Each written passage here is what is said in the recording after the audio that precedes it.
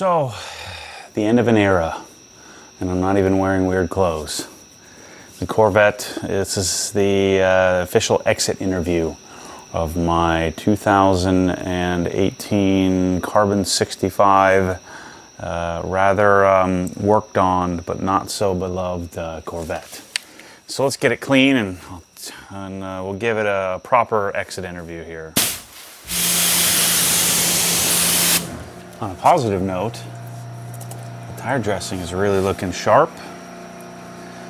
The OG tire dressing I put on here, and I didn't do any special prep, still holding up nicely. Tires looking pretty clean, so that's a good thing. Let's pull this boom pole around here. So I bought this car 2019. I bought it in November, so I've had it for what, 7 months now. I'd say it was a good ownership experience. You know, I've kind of pivoted back and forth on what my plan was, what I was going to do with it, where I was going to take it, and haven't taken it anywhere. And so I'm sure some of you are going to hold that against me. Just really wasn't inspired to do it, you know. Just you know, I just don't enjoy driving it. It's not something I wanted to go and spend a weekend or multiple days in the car. So, you know, I've driven it around town here, and, you know, of course, you know, it's a track car, the street car, but, you know, anytime I had to get in it, it just really wasn't something I was super excited to do. Now, if you look at it, what's really changed for me is how it looks. So anyway, when I got the car, I had my friend Dave go look at it. Gave it a little once over. You know, he was kind of 50-50 on it, and I really wanted a Carbon 65. I think they only made like 55 or 50 something manual Z06s, which is what I wanted, and I wanted it carbon ceramic. So I wanted the whatever, the Z whatever package. So I wanted to have that, and so this car had everything I wanted with one exception. It had 21,000 miles on it, and they were asking 82 grand for it. And they weren't, you know, I'm not much of a negotiator, but they were pretty firm on that pricing.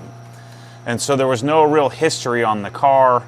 You know, some people have come out and said they think that they had damage at the track or something. I can't find any semblance of damage. I know it's been on the track for sure. You know, it has 21,800 miles on it now. I think it had like 21.3. So, but it really doesn't matter now. And so Robert, the next owner, this car has been sorted, man. The engine's strong. There was really no stone left unturned on this sucker. I'm really pleased with how it came out, but I'm not disappointed that I had to put in some effort to get it to this point. Of course, we had to work on the interior. That was one of the big things. Exterior needed a polish, but I don't even know there's a darn rock chip on the thing. Maybe one or two, if you really looked hard to try to find them. So, you know, the advantage is the car had PPF, so it's ready. It's ready for PPF again, if that's something that he wanted to do. That's interesting. The P&S is really turning orange here. So, again, the positive thing of this car for me, from a YouTube channel perspective, is it needed some work, but the shell was good. You know, the seals were, you know, there weren't any damage to anything. You know, the windows needed tinted. The front brakes were kind of janky, but I fixed. You know, was able to fix that. Getting some new carbon ceramics. I really didn't I set a budget for the car. I just bought whatever I thought it needed, and I ran up a tab of about 125 grand. And you have to remember that this is what I do for a living. I buy cars and play with them and then wash them and detail them, and the fun for me is the, is the chase, is the modification path. And so I have made a choice to sell the car rather than do a giveaway. One thing I don't want to do is go giveaway out, and we kind of used up most of our best ideas on the M5. And so I decided to just price it at a price where it would sell. I got tons and tons and tons of interest, tons of people. Of course, one of the hang-ups that everyone, just like the hang-up, there was a hang-up for me is, what about the miles? What's the story? And so my argument was that it really doesn't matter now, because I've taken all the risk out of it, because I've vetted it, taken apart what needs to be taken apart, fixed what needs to be fixed, and now you're getting a pretty decent steal of a car without as much risk as I had to take, because really the only thing left to do would be as if you wanted to chase some other things, like go back to putting headers on it and a cam and ECU tune, and taking it to the next level, because the brakes are good, the drivetrain is sorted, the exterior is really dialed in, and the interior is basically brand new. I bought all new crap for it and restored anything that needed to be restored. So one of the big risks to Corvettes is that you buy Corvettes from Corvette guys, and Corvette guys don't know how to wash their car. They don't know how to care for their car, by and large. I'd say 95% of them. And so even a 5,000 mile car is going to be rubbed on all the wrong ways, and it's going to be treated all the wrong ways. So you don't want that if you can help it. And so one guy ponied up the cash and got a pretty sweet deal out of me for, I sold it for 75,000 bucks. So the process of the car was pretty simple. I knew I wanted to lower it. I knew I wanted drop spindles. After doing some research, I was convinced that that was the process. I knew I wanted these wheels. I wanted something that's a little atypical. Turned out they're prototype perfect for this darn car. I wanted to try to get rid of as much wheel gap as possible. There's still a couple of finger gaps. I knew I wanted to do a DSC controller. And so we did all those different things. The suspension is what I'm most pumped about. That and the carbon fiber. The interior, it's just stock, it's just fixed. And so had I bought one of those 5,000 mile cars that weren't a carbon 65, being as I tore all the carbon 65 stuff off the car, had I bought one of those, I might not have had to mess with that. Outside of scraping off all the armor, all the inevitable Corvette owner is going to use. So for me, the purpose of this was, I think that these are, as much as I bag on these cars, I think it's got to be a fun car. Lots and millions of people love these things. It has such a huge cult following, as well as just a general, look at the C8, just a massive following in general. And so, I kind of had the means, I have the reasoning, or I had the janky justification, meaning I would buy it and try it kind of mentality, and kind of bought it on a joke that made the first video of me wearing some goofy outfit of the stereotype Corvette guy. But I knew that the videos that we would make here would appeal more toward those of you who own Corvettes, that like them, that don't give a crap about what I say, and those people generally aren't ones that you guys that laugh at me when I do this stuff, but are understanding what I'm talking about here. You're not developing your self-worth from your car. You just enjoy a particular delivery. These cars deliver lots of horsepower at low RPMs with tons of torque. So, that's a specific style and way to deliver power. Clearly it sounds amazing, and the car looks super aggressive. It's very, very, very American. you know, very, I think, you know, aspirational American, which I wanted to experience. So that's the main reason I bought it. Secondary reason is I wanted to buy that outfit. I wanted to get me some New Balances. Although, if you didn't hear this, if I didn't talk about this enough, after making the first video, I had the jean shorts on, which have amazing pockets and are actually surprisingly comfortable, by the way. So those jorts have great pockets. I left the key in, and I went and threw all the stuff in the fire pit over there and lit the key on fire. So Robert, who bought the car, is gonna have to get himself another key. So that was my requisite, is I'll sell it cheap, but I'm not gonna buy another key. You gotta get one right now. So one of the things I was shocked about is how difficult, you know, these cars are, the angles on them are insane. So I wouldn't say, let me rephrase, it's not so much difficult, it's very time consuming to polish. And the paint was particularly pretty hard. But the end result is super pleasing. I mean, the car is really dialed. You know, it has G-Technic crystal serum light, 2 coats of EXO, topped with periodically with bead maker. It's a clean car, and you know, it took a little work to get it there. Had to remove all kinds of real crappy PPF off of it, and get lots of glue and edges and stuff to kind of clean up, and then of course, you know, I wanted to go and replace a lot of the external pieces to, you know, proper carbon fiber pieces. And so I think, you know, just looking at this car, I mean, first of all, there's not a single video. I wonder how many drop spindle sets LG Motorsports has sold, because I don't see anybody talking about them anywhere. There's hardly any forum posts on it. But it's very clearly, like, if you have one of these cars and you haven't bought that yet, what are you waiting for? You've got to get that. It makes the car so much better. It handles better. And then you know, if you're concerned about ride quality or anything, don't be. You know, if you're really worried about ride quality, just get a DSC controller. It'll fix everything. So the car rides better than stock, handles better than stock. It doesn't have a frickin' 14-inch wheel gap. The most ridiculous thing ever.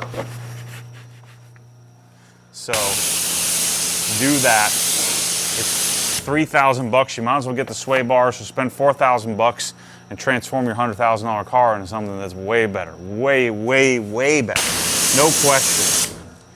You know, you just learn how to drive and learn how to not hit parking curbs. You're going to hit it anyway, even at stock height. So you already know how to do it, unless you broke your front lip. So just drive at an angle when you drive into parking lots, and slow down when you pull into your driveway. You know, just drive like you would drive any other lowered car. So don't be a weird old man. Get your car on the proper stance, is what old Matty tells you. That's the biggest lesson learned on this thing. And for God's sake, do not get wheels without lowering the car first. It's golden rule number 1 of every car guy. Should be required reading. So don't go out and put some weird freaking forged line wheels on there and it's just lowered on some stock bolts and you have a 3.5-inch wheel gap. That ain't no good. And it'll be okay if you drive around a couple of weeks without getting an alignment. It's not going to break anything. So, you know, these Lawson wheels are freaking awesome. You know, I kind of bought into the idea that the suspension, you know, leave MagneRide alone. I wanted to do a coilover conversion.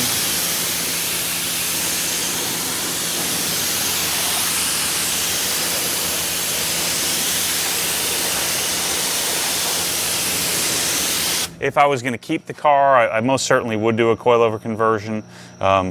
This is too much of a gap for me. I think it needs to be lower in the rear.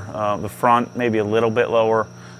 It would make it a little bit more difficult to drive then, but you know, I don't want my car slammed, but if you look at the M5 or where the GT3 will be, the M3, you know, I want it to be flat, flush, you know, and not this much room. And so I did decide to do the Pilot Super Sport run flats. I think that's a good move. Doing Cup 2s, the Cup 2 run flats, I just don't think are a really good tire. They're good for like a day at the track, but bad for everything else. Super noisy, and you know, the way that these tires are set up, they're pretty flat, and so they end up sounding like a darn truck tire, from what I understand. So I wasn't really interested in that. So I'm glad I did the Pilot Super Sports. I'm also glad I got rid of those goofy factory wheels. That's another thing you gotta get rid of quickly as possible. The stickers came off like the first 10 seconds of ownership, as many of you predicted. That just makes logical sense. I don't give a crap about special edition. I wanted the Carbon 65 because the combination of blue stitching, all the other stuff that has on it, like the you know, Z whatever, LTZ and Z71 and all this other stuff. But it had to be a manual. Don't give me that crap about your Corvette being automatic and shifts faster. Get out of here. Get yourself a manual. Super easy. The manual transmission, I would put it in the top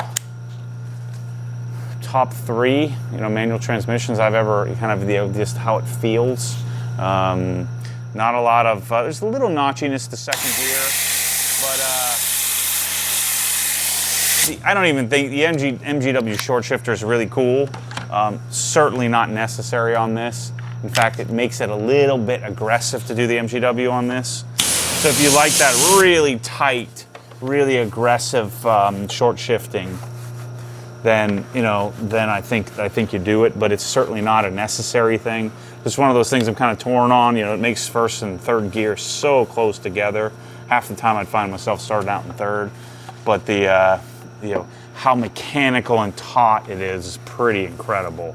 Again, it borderlines on being a little bit too much, a little bit too taut. You know, Robert will see that when he gets the car. He'll be able to kind of see what I'm talking about there. And you know, I have this, send him all the stock parts, so you know he can swap it out if he wants. But I think I would end up keeping it long term. You know, that Haltech intake is a piece of junk. But once it's in the car, you don't really look down there. So again, that's another thing that it didn't bother me enough to do something different. But you know, in general, the few things that I ended up doing, again, I plan on going further with the car. You know, we talked about sending it to K-Tech.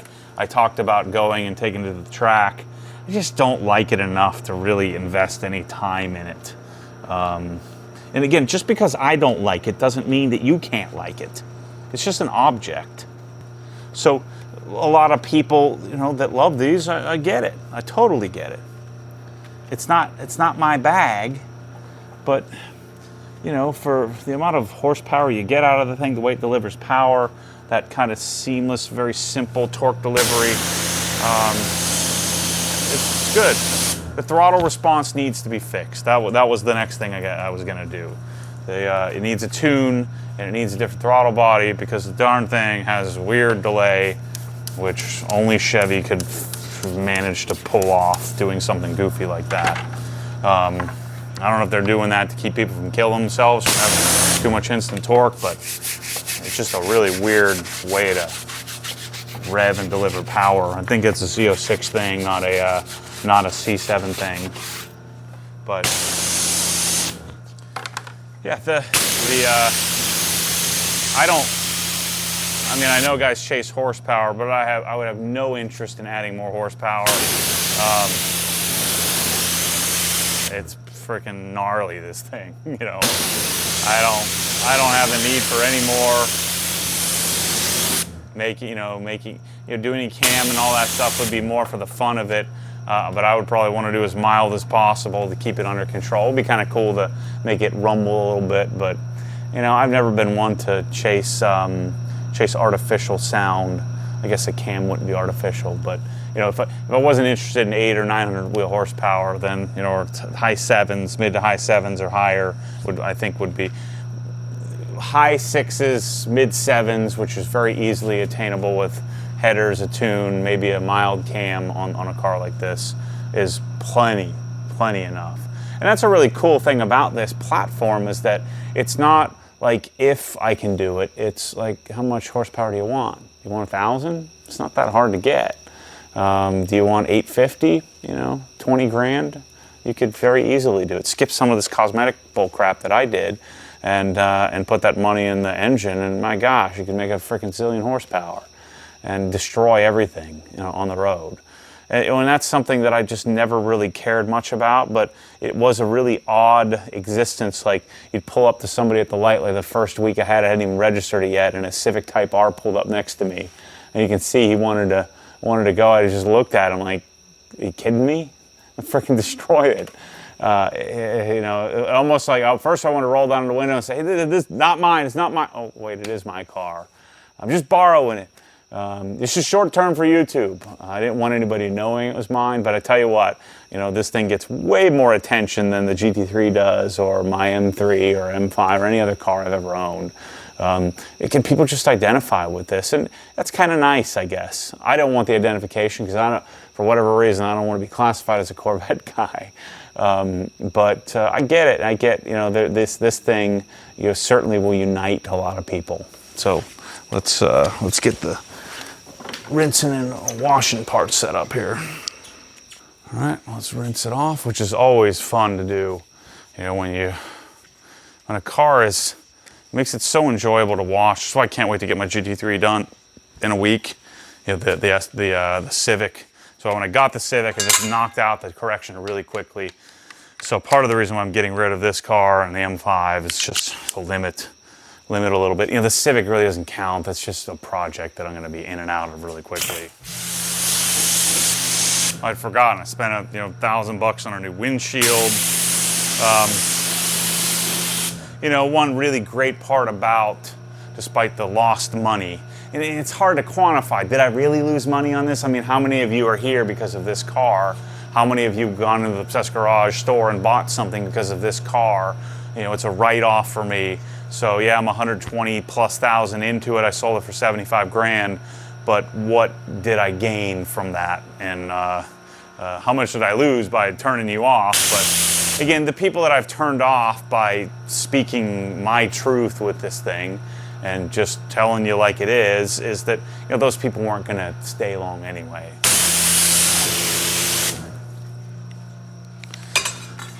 All right, let's set up our foam cannon. I didn't do that. Normally I would do that before this, but no biggie. All right, let's set up, let's revisit Geon Bathe. It's been a few years since I've messed with this stuff. Essence Plus is no good. Essence, Bathe Essence. Ugh, I don't like it. Don't like it at all. But let's try Bathe here. I've used this many times, but it's been a while. So let's do our normal 150 so we can put it on sort of a level playing field. You may not need quite that much with this. I think one of the major rubs I've had with this soap is that it doesn't come in gallons, if I remember correctly. But anyway, I'm playing with a lot of the Geon stuff. Getting reacquainted. I didn't like the tire dressing, or not dressing, the tire cleaner. Still, P&S Brake Buster is I think the best solution. Best overall solution for wheels and tires and foaming and all that. So let's go do this thing. So the cool part about me not, like the M5, I feel like is finished. This car has some room to go. You could enjoy it as is, or it's got some room for him to chase some other improvements with it. Like I said, some further modifications. I mean, that's the great thing about this platform is that you've just infinite possibility, and you can really chase a lot of modifications, a lot of different things with it. So I put a little too much water in there. I don't need that much water. I love this setup here. I think we have a few of them left. I'm not sure. Sold 300 of them or something like that already. So, if they continue to continue to chase, you know, the viability of it, but it's a, you know, really nice piece. You know, again, we wanted it to be in stainless, but just not practical for this. It would cost even more. I mean, 200 plus bucks. It's already 100 plus bucks. Okay, let's foam it up. So, you know, things like new windshield and coating all the trim and polishing up everything. Obviously the front lip, the carbon fiber, that thinger, whatever, the hood vent, having the carbon fiber on the roof and the hood, and the, you know, the putting a new wicker bill on the back and polishing up the rear spoiler, having you know, having a new rear, the whole rear bumper thing is great. I forgot about the Corsa exhaust is really nice. I actually really enjoyed, you know, it's so fun to start up the headers and scare everybody away, but it sounds great. You know, I would do a mid pipe just to make it a little bit more aggressive. Man, it sounds good.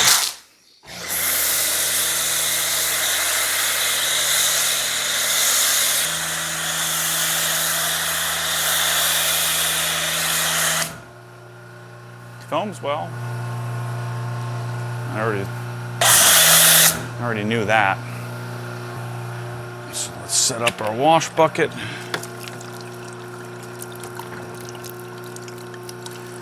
Ooh, wait till you see the video. It should be up. It'll be up before this one, of the new hose bib. So this is the P164 from prior, which I have now. If you're not familiar, I think they're the best hose bibs on the planet.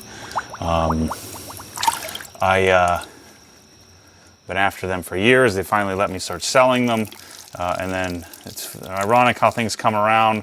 I have the very first P114 in existence. The P114 is this big, amazing hunk of metal that you know, has like this big handle on it. You'll have to watch the video where Mike and I install it. But it's their first version. They had a hot-cold one. It's a lot like the shower head. Now they have a cold-only one, which is freaking awesome. And I put it in OGHQ in our second iteration of the on-wall pressure washing system. Yeah, see, what I didn't like about Bathe as much, it's just not as good in a bucket as Adams is. Super slick, smells okay. You know, scent is not really a big thing for me. But wait till you smell the frickin' tire dressing, though. Oh my gosh. It's called Fruit Slices. Just wait. We almost got it. It's almost ready. We'll talk about it when we put it on the tires here after we're done. So anyway, the process of owning this car, I got, you know, this car is also, in fairness to it, this kind of got thrust into the abundance of opportunity that I've had to ratchet back. You know, I was doing too much traveling, too many cars, too many projects. This was a learning lesson car for me. So if you want to hold on to hope that maybe I'm lying to you, that I really secretly love this car, you know, I didn't spend as much enjoyment time on this just simply because I didn't have it. I didn't have it to give. I was just doing too much. And so, you know, if that makes you feel better about a Corvette. Again, it's just not my thing. But we can still be buddies. We can still be friends. You have your Corvette. I'm not judging you. I get you. I understand you better now. You know, the purpose of buying cars like this that I had no experience with, I'd driven one time for like 20 minutes. You know, I wanted to own one. And now it's very clear I will never own another one. But that's not out of like hate or out of dislike for you or what you're about. The culture of this car is a bunch of bullcrap, though, and any of you who've sent me messages that are frickin' jerks can shove it. But, you know, and that comes with the territory with this car, is a massive amount of people with a lack of self-awareness. Again, most of you that are watching these videos that have made it this far in the Corvette journey are super good dudes. You just like this car. for the reasons I've already explained. But the emails that I get, like, you stupid jerk, I've owned this and that, and blah, blah, blah, and you, da, da, da, da. No, I'm just telling you about a car that I own, that I freaking lost $50,000 on, that I'm going to say whatever the heck I want. So, the weird old Republican dudes that call and tell me how I'm an arrogant prick. It's funny how it always goes like this. It's they lead with their accolades about how all the cars they've owned and all the accomplishments they've had, and then they tell me about how I'm an arrogant jerk. I'm like, I just bought the car and I'm telling you what I like and don't like about it, and there's a lot not to like. There's some stuff to like. I just think of this car as a 50-50 car. You know, it's 50, for every good thing, there's an equal but opposite thing that offsets that goodness. And it depends on how much those 50% annoying things, depending on how much the 50% things that you love, do you love them? I just like them. The things that I like about the car, you know, the kind of aggressive look, the you know, the sound of the engine. So the things that I like, I don't love, are offset by things that I really hate, like the seating position, the sight lines. It's the worst. The only thing worse is a Camaro, which is basically the same car. So that kind of does it for me. You know, where I would say a GT3 is probably a 65-35 car. You know, ultimately it's a rear-engine Beetle, and the interesting thing is, any trash I talk on that, people don't hate on it. They just laugh. It's just a different mentality that, you know, frustrates me at times. Just love your car, man. Just love it. And I'll either love or not love my car. My car. My car's different than your car. Maybe yours is better. But I knew what I was getting into.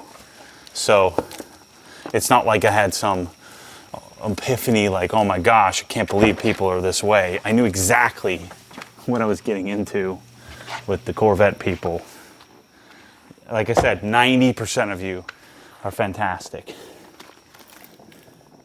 So there's a 10% subset of Corvette owners that are gonna follow something like this. The other 90% don't know squat about cars. They just got a Corvette because that's what you're supposed to do when you retire or whatever. You get to a certain place in the American dream.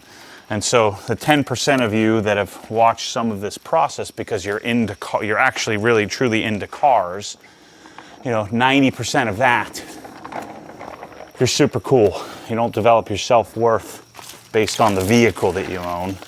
And then there's 10% that are just really odd, that I knew that wouldn't go well with me buying this thing. I don't think anybody could argue, though, this thing was better off from where it started. It looks better, handles better, sounds better, is cleaner, is corrected. It just didn't really, like, it's an event. And part of the reason why I don't drive my GT3 as much is so that every time I get in it, it's an event. It's like exciting. Like, I can't wait. Even just to drive to the garage. You know, it's like one of my favorite things to do. My M3 is close. I don't love every time I get into that. But this, you know, I drive it to the garage and be like, oh, it was fun. It was cool. But then I'd have to drive it home and be like, man, I wish I was driving my GT3. And forget the comparisons of money and what each car costs. I'm just telling you what my driving experience, the exhilaration you get, there aren't as many annoyances. Like, the annoyance of the GT3 is trying to get in those darn bucket seats. It's just annoying to get in and get out of them. But once you're in them, there's no annoyance. on this, there's rattles and squeaks and creaks that, you know, obviously a $200,000 car shouldn't have, that this is going to. I don't fault it for that. It's just about when you sit in the wheel, you sit behind the wheel and you have this goofy heads-up display and the gauges look just like my Chevy Beretta, and the radio. I will tell you this though, the Bose audio in this, I freaking hate Bose, but it's pretty good. It sounds pretty decent in this car for what it is. Way better audio than the GT3, if that helps you sleep at night. But I don't know, man. Torque just isn't my thing.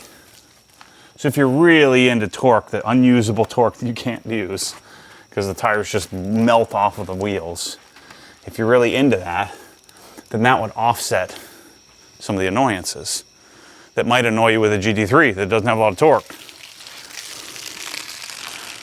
Or an M3. I guess the new M3 has tons of torque, but. So that's a good question. Would I take this car over an F80 M3? Since, you know, I had an F80 M3, I didn't love that car. No, I'd take an F80 M3 over this any day. And so the case study of this, for me, was I bought the M5, I immediately didn't love it. You know, stock. I'm like, man, what did I get myself into? I'm only selling the M5 because I have too many cars. I'm selling this because I don't enjoy it. So the M5 really changed for me. I did all these modifications, made this car better, corrected it, got it set up. It's nice and clean. The wheels look great. The car looks cool. It draws all kinds of attention when you're driving down the road. But again, it feels like an alternate personality that I don't have. And after doing all the work to this, it isn't like, oh man, I really changed my opinion. I like it that much more. The only thing I like about this is watching somebody else drive it, because it does sound phenomenal. But the other thing I love doing is I like washing it, because it's easy to wash. All the lines, you know, the water runs off of it pretty crazily like that. It's the door jambs are super easy to keep clean and clean up. The engine bay stays clean. So from a cleanliness perspective, it's kind of once you get it corrected and you get over all the angles, the maintenance of it is it's a really great car to maintain. Maybe that's why Corvette guys rub on them so much and scratch them all up, because it is fun to clean. But you want to know the thing that really, really kind of turns me off is the whole culture. It's the aftermarket support is terrible. All these companies that all you Corvette guys and all you Chevy guys are all referred to, they're just not good companies, man. They're just not. They were probably good 20 years ago, but they're just not up to par with BMW tuners, Porsche tuners, Ferrari tuners, McLaren tuners. It's just a different class. It's really frustrating because these are such great platforms to mess with, but yet every part that I've dealt with just wasn't a good experience. And a lot of it, I think, is that although these are massively tuned and lots of people are doing things to them, I think it's a really small percentage of how many cars are actually out there. Look at this little beauty. Yeah, it's good. God dang, that front lip is legit. So yeah, I think we can put this one in the books. And this will be my first and last Corvette. So you'll see about 57 comments about when are you getting the C8? And the answer to that is never. And yeah, I can check this one off the bucket list. So put this in with my Yamaha YZF-R6. Put this in with my CrossFit gym ownership career. Put this in with the 57 other life learning experiences that I've gone through that I really enjoyed, and I'm glad I did. And yeah, I mean, I'm glad that this thing entered my life. I'm even more glad that it's exiting. What's going on here? Come on back. And it'll go on to another owner that'll like it for the time that he owns it. And if he's smarter than me, he'll part it out, put it back to stock, and make a few bucks back. And I knew that this was very likely that this would be a time where, I would buy the car and then the new version would come out and the values would fall. And so, I just made the decision that, I was going to do a giveaway on it, but of course I did the M5 first, and I just don't want it anymore. It's just sitting here. I'm not driving it. I don't want to drive it. I forced myself to drive it, and I just decided to price it what I knew it would sell, and move it on to the person who really is going to enjoy driving it, instead of it just sitting here and collecting dust and making me want to wash it so it'll stay clean, but not necessarily wanting to drive it around a lot. So that's why I decided. I woke up last, was it 2 Sundays ago? So a week and a half ago, woke up, said, you know what? I'm not going to play the game anymore. I don't really want to go through the process of a giveaway. I really don't like doing those anyway. I don't love it. And so I'm just going to price it to sell, and sure enough, it sold in a, we kind of agreed upon it a week ago. We just had to go through the process of getting all the loan and paperwork and all that stuff done. So I knew I'd have this car for short term, so I just took a loan on it. I just got a loan for it, and paid interest for a few months.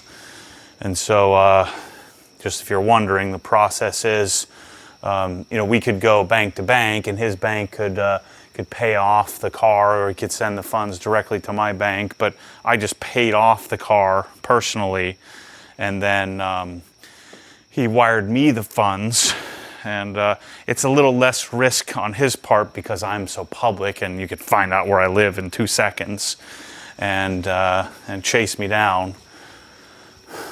So he sent me the funds. I'll have the title tomorrow or the next day. So he'll have the title before he gets the car. We scheduled Reliable Carriers is picking the car up tomorrow morning. It was $1,700 to send to Texas from here. He paid that. I'm paying for the pallet that we're going to have to ship a pallet of stuff, the wheels and tires, because none of the carriers really want to mess with any of that stuff. And so some of them will do it sometimes, but they're not really equipped to take bumpers and wheels and tires and all that stuff. So all that stuff, I'm going to fit what I can in the car tomorrow. The light stuff that won't damage anything, and then the wheels and the exhaust I'll put on a pallet, ship it Old Dominion. He'll probably get the darn extra stuff before he gets the car. And then when I get the title tomorrow, the next day, I'll just overnight it to him, so he'll have the title in time. We drew up a bill of sale. State of Texas doesn't really have a formal bill of sale, so I just used the Florida one for him, which he should be able to use to go and register the car and pay sales tax on it. It's a pretty simple process, but there's always risk in a transaction like that, so you just want to protect yourself if you can. I'm usually can kind of judge it out, and it's a little bit less painful transaction for the other person, because I have this is the 42nd video I've made of this car at my house, in my driveway with my kids. So, and then I have a reputation to uphold here, so it's pretty riskless on his, but it's absolutely riskless on his part. to buy the car, and he's seen every square inch of the darn thing on all those dozens and dozens of videos. So it's a pretty simple deal between the two of us. So yeah, I'm gonna wipe it down here. It's a shame. By the time it gets there, it'll be all dusty and dirty again. But I at least wanted to give it a good cleaning. There is one little water spot there that I wanna get off, which I didn't bring the spot. I wanted to bring the Geon water spot remover to see if that would take it off the coating. But I'll get that tomorrow before we put it on the truck. So yeah, that's about all I have for this this exit interview. I don't regret doing it. It's something that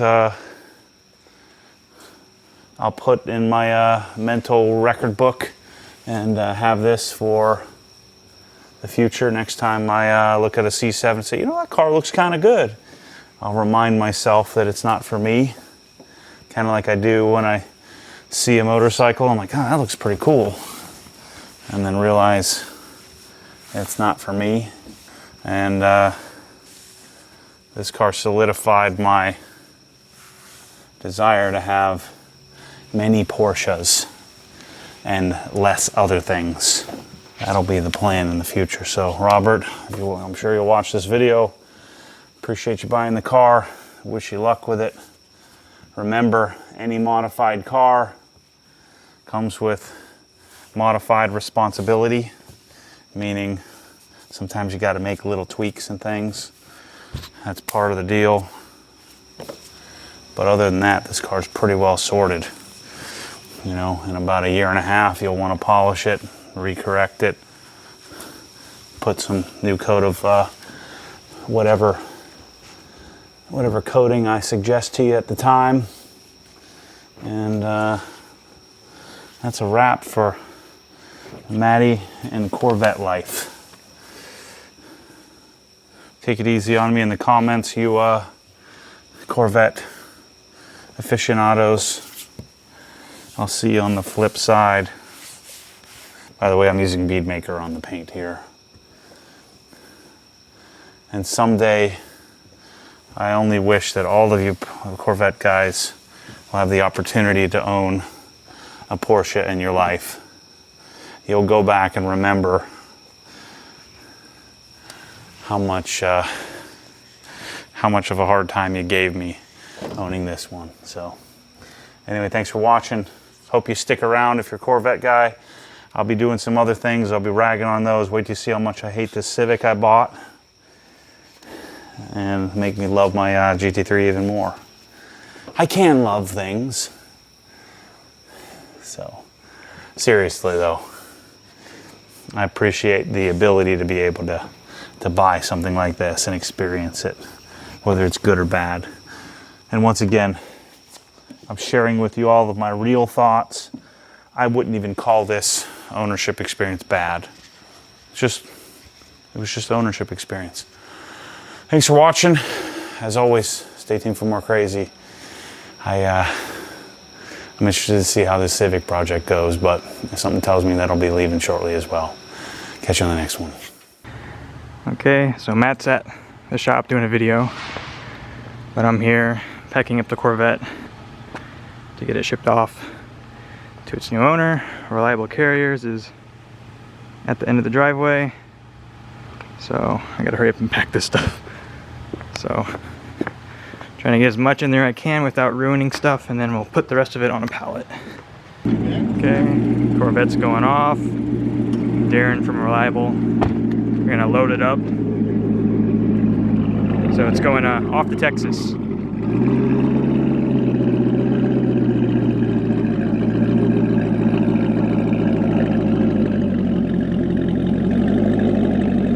So here's how Reliable Carriers picks up your car. Big old trailer. They get the car ready to load. Kind of show you how this works. Darren said it was cool. So you can see their, yeah, that thing looks, I want to see that, but you can see their trailer here. That thing's pretty sweet. Big old trailer. But there's a Ferrari in here. Pretty cool. Porsche up here. There's a Le Mans like carbon fiber race car up there. Crazy. Yeah, if you watch the video, you might see your car in here. Maybe your car is hanging out. You can see on their trailers here, they actually have a mat that runs underneath the car so nothing falls down on the car below it. So that's pretty cool, you know. No oils or anything like that.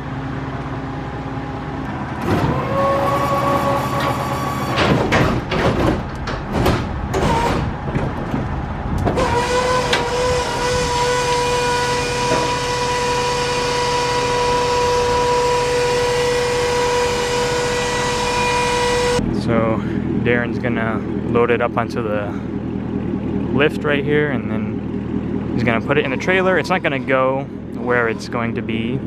They have more cars to pick up, so he'll put it in there, but then it'll be moved around later for more pickups.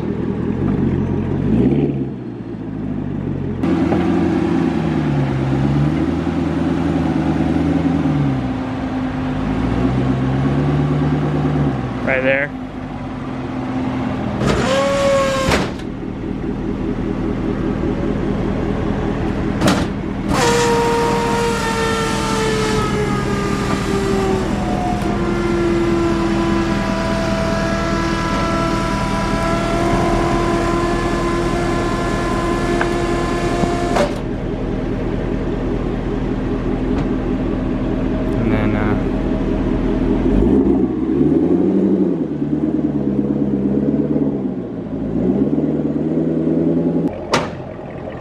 There it is.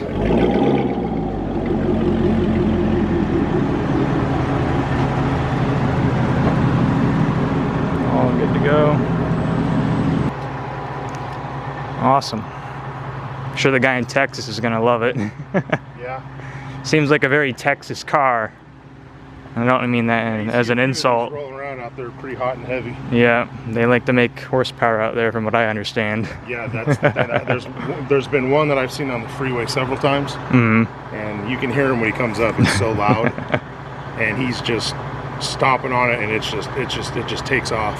Jeez. You know, so, but you can tell he's got heads done and all that stuff. Oh yeah, Exhaust, everything you can. Probably tuned and all kinds of stuff. So Darren wasn't too happy with how it was sitting on the bottom, how close it was. So he's gonna move it up to the top. So just giving you a little bit of insight on what it's like to ship your car.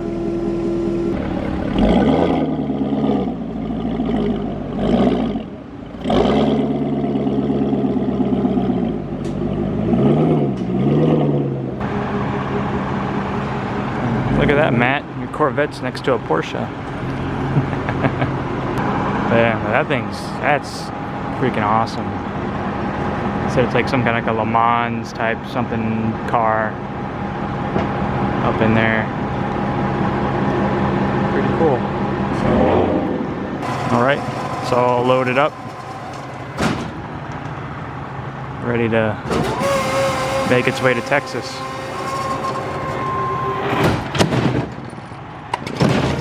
Corvette, Porsche, Ferrari, probably an expensive race car. So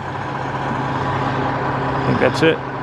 Just gonna close up. I'm out of here. I'm sure we'll have another Reliable Carriers call soon, knowing Matt buying and selling cars. So okay, Corvette's off to Texas. I'm gonna go head back to the office and have lunch. So see you guys later. Hope new owner enjoys the Corvette more than Matt did. Pretty sure Matt's happy to see this truck here and happy to see the Corvette gone. So there we go. See y'all later.